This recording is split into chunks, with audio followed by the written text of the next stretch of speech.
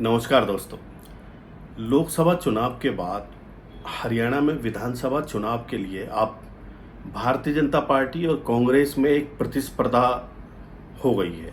और प्रतिस्पर्धा किस बात की कि हम सबसे पहले चुनाव तैयारियों में आगे रहें। इस बार कांग्रेस ने इन चुनाव तैयारियों की पहल की है।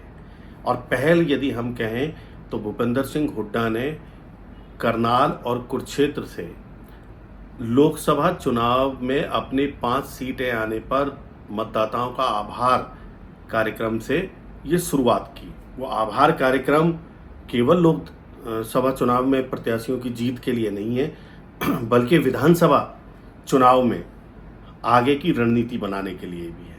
ये एक तरीके का जनसंपर्क है। और उसके तत्काल बाद भारतीय जनता पार्टी ने भी दिल्ली में कल रात को एक शीर्ष मीटिंग की, जिसको खुद अमित शाह ने लिया, जिसको खुद राष्ट्रीय अध्यक्ष जेपी नड्डा ने लिया।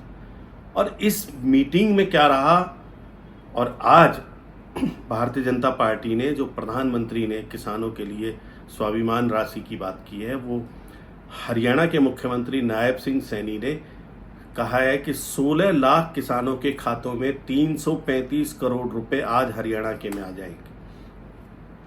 ये एक प्रतिस्पर्धा। हरियाणा सरकार नित्य प्रतिदिन एक फैसला ऐसा ले रही है जो जनहित में है। कांग्रेस नित्य प्रतिदिन एक कार्यक्रम अपना बना रही है। जैसे अभी 26 जून को कांग्रेस के राष्ट्रीय अध्यक्ष मल्लिकार्जुन खड़गे भी दिल्ली में हरियाणा के नेताओं के साथ हरियाणा के चुनाव को लेकर के चर्चा करेंगे। ये कंपटीशन जो चल रहा है दोनों पार्टियों के बीच में, तो ये तो बिल्कुल साफ हो गया कि इस बार जो दोनों पार्टियों में ही मुख्य मुकाबला रहेगा, भारतीय जनता पार्टी में और कांग्रेस में। ये जो मुकाबला है, इस मुकाबले में कौन जीतेगा, कौन हारेगा, कौन सरकार बनाएगा, कौन सरकार में विपक्ष में बैठेगा, ये तो अभी भविष्य के गर्भ में है। लेकिन कल जो रात अमित शाह ने मीटिंग ली, उसमें जो रणनीति बनाने की एक रोड मैप तैयार हुआ है, वो ये हुआ है कि अमित शाह ने ये कहा है कि ये जो 5 सीटें हम हारे हैं और 5 सीटें हम जीते हैं, इनका एक आकलन किया उन्होंने कि भाई क्यों तो हम 5 सीटें जीते और क्यों 5 सीटें हारे। जो 5 सीटें हम जीते, उन 5 सीटों को जीतने वाली सीटों की ही रणनीति हमें विधानसभा चुनाव में अपनानी है। वो रणनीति हमारी क्या होगी, वो रणनीति तय करेंगे धर्मेंद्र प्रधान, जो अब हरियाणा में चुनाव कराने के लिए प्रभारी बनाए गए हैं। केंद्रीय शिक्षा मंत्री हैं, बहुत ही सरल और सहज स्वभाव के व्यक्तित्व हैं। उनका हरियाणा के लोगों में बहुत अपनापन है। बहुत से हरियाणा के नेता उनके अपने ड्राइंग रूम तक पहुंचने वाले लोग हैं।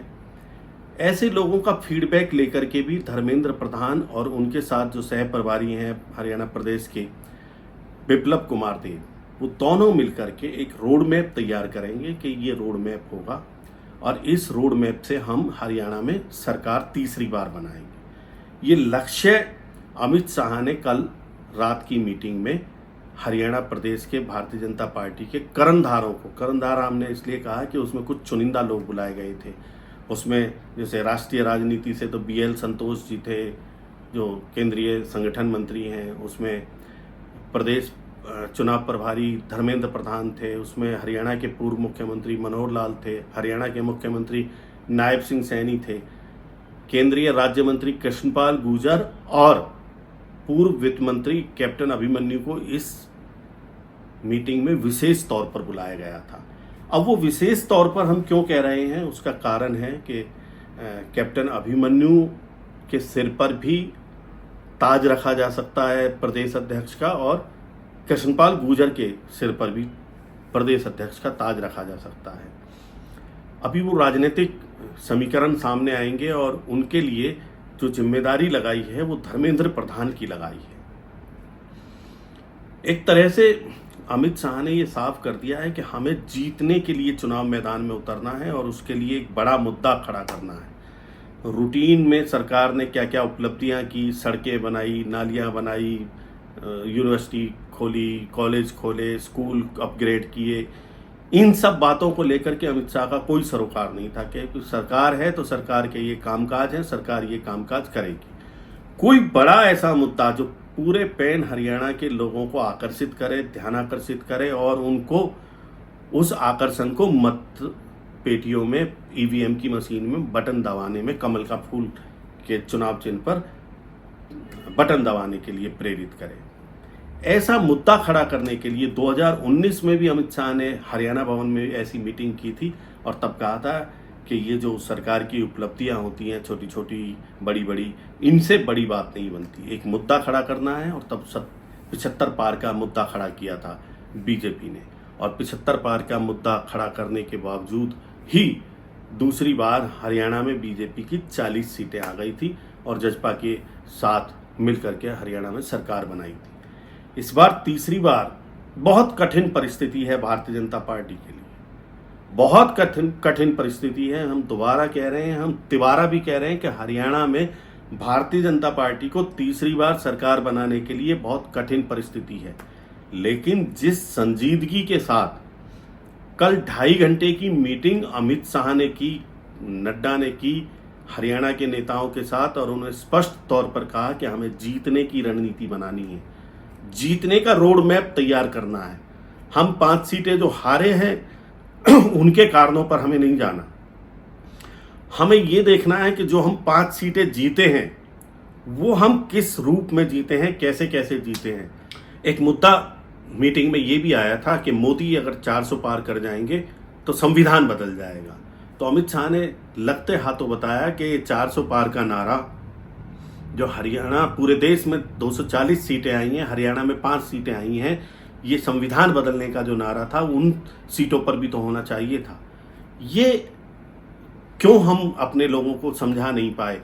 क्यों फरीदाबाद से कृष्णपाल गुर्जर ये अपने वंचित समाज को ये समझा पाए? क्यों अपने लोकसभा क्षेत्र में फरीदाबाद से कृष्णपाल गुर्जर अपने किसान वर्ग को ये समझा पाए कि मोदी है तो मुमकिन है? क्यों धर्मवीर भिवानी महेंद्रगढ़ में ये समझा पाए कि भाई मोदी है तो मुमकिन है? क्यों करनाल से पूर्व मुख्यमंत्री मनोहर लाल जीते? क्यों गुड़गांव से राव इंद्रजीत सिंह जीते? तो जो नवीन जिंदल जैसे उद्योगपति अगर कुरुक्षेत्र की सीट से जीत सकते हैं तो हमें जीतने वाले आंकड़ों को लेकर के, और किन कारणों से हम जीते और किन कारणों से हम हारे हैं, उन कारणों में जो आपके पास मोटे कारण है, ये संविधान बदलने वाली कथा, इसको पूरी तरीके से खारिज कर दिया है कि ना तो संविधान बदलने जा रहा है और ना ही इस तरीके की कोई बात है। तो मतदाताओं के अंदर विश्वास पैदा कैसे किया जाए, वो विश्वास पैदा करने के लिए, मतदाताओं में विश्वास कैसे पैदा किया जाए, वो विश्वास पैदा करने के लिए अमित शाह ने उन्हें टिप्स दिए हैं। अमित शाह ने यह भी कहा कि हम कांग्रेस पर यह आरोप लगाते हैं कि बिना संगठन के चुनाव नहीं, कैसे लड़ेगी कांग्रेस। तो हरियाणा में भाजपा का प्रदेश अध्यक्ष भी शीघ्र नियुक्त हो जाना चाहिए। धन्यवाद।